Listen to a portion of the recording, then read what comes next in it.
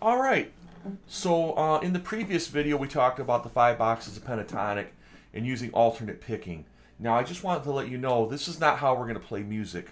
Right now, this is just learning a pattern. Just like when you learned a G chord, you had to learn where to put your fingers to have a G chord so that when other musicians talk to you later or you knew in a song, hey, it's a G chord, you knew what to do.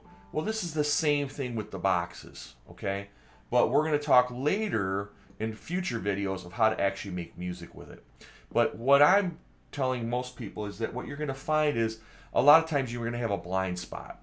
Okay? So most people know box one. If they only know one box, it's this. And that's why I like to refer to this as box one, and most people do too. Sometimes you'll hear different terminology for different boxes, but how we're going to call that box one. All right? So from box one, you want to know how to go down from there and up from there. So there's 5 boxes of pentatonic, but I like to think of them as puzzle pieces. Because if I have 5 boxes in this room and I tell you to take 5 boxes into another room, you can put those 5 boxes in any order.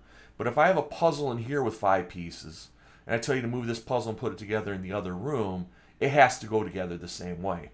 And this is how pentatonic boxes work, puzzle pieces. 5 goes into 1. Okay? So here's 1. Okay, so 5. It will go into 1. So from here, you know how to go down. What's after 1? 2.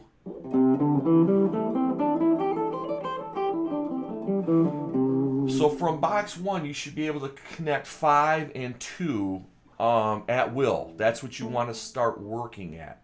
And then after you get those 3 down, box 5, box 1, and box 2, then move to box 3 and box 4. Okay? So that's kind of how that will work. So that is trying to kind of fill in your blind spots. Okay? Now, I'm going to give you another pattern today to work on. And the reason for this pattern is when we're playing these 5 boxes, we're right now saying A minor pentatonic. Well, what is A minor? Well, really what A minor is, it's 3 notes.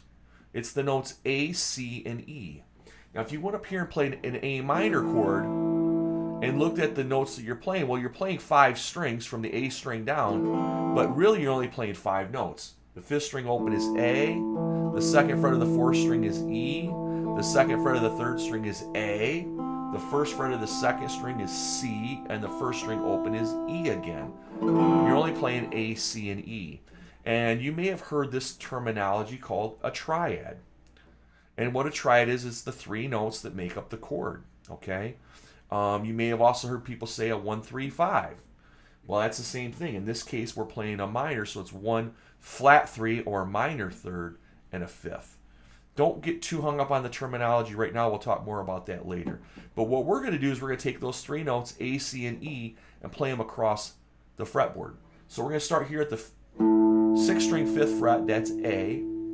The 8th fret of that same string is C. And the 7th fret of the 5th string is E. So that's A, C, E. Now the beautiful thing about the guitar, let me play it with one finger. A, C, E. The beautiful thing about the guitar is that same pattern is going to repeat. We just have to find our next A, which is the 7th fret of the 4th string. A, 3 frets higher will be C, and then 1 string down and 1 fret back will be E. So we get A, C, E, A, C, E. Now on the 2nd string to find A, you have to go up a fret, and I'll just tell you it's at the 10th fret. 3 frets higher than that, 11, 12, 13. 1 string down, 1 fret back will be 12. Okay? So A, C, E, A, C, E, A, C, E. Okay? You may have heard things like that. It's pretty cool. That's a triad. Now, why do we do that? Well, again, this is a nice connector. So when I go here, A, C, E to here, A, C, E, I am right now in box 2. Okay, if I go farther, here's box 3. Okay, so that's kind of how you would want to do that. So that's just kind of a cool way. Now there is another way to play that pattern. instead of playing A here, or you're going to play the A here, instead of playing the C on the 8th fret, your C could be down a string, back 2 frets. Okay?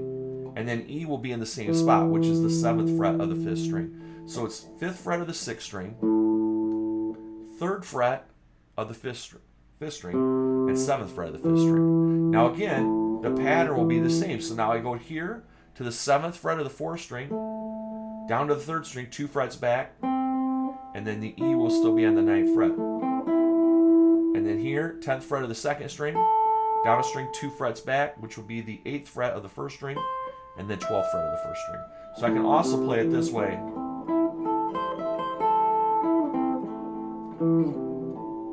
Now when I do it this way, look what happened. That put me in box 5.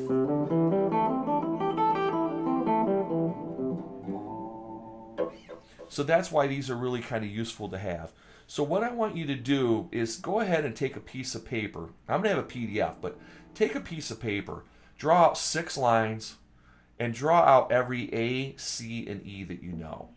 And if you can't do that, then that's showing you that you really need to learn the fretboard better. And I'll have a future video on that, how to know the fretboard really, really well. But that's something that you need to do. You need to draw it yourself. It's really, really important. You're going to give yourself a roadmap. After you do that, draw 6 lines underneath that and draw the pentatonic box shapes that go along the fretboard with that. I tell people all the time, when you're learning this information, think of it as a typewriter. All right? If you go back to typing or whenever you learned the keyboard, you learned something called home row for the most part. And from home row, we could type and we could be a lot more, hopefully more fluid than the old hunt and peck method, right?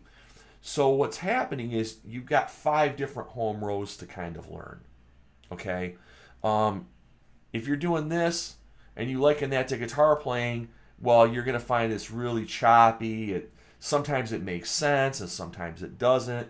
And the better that you have these down, we'll be able to be more fluid later in what we work on, okay? So just kind of work on that information for now. And in the next couple more videos, I'm going to show you triads in other places and how to manipulate them to make these pentatonic scales actually start sounding like music. All right, so have fun with that. Bye.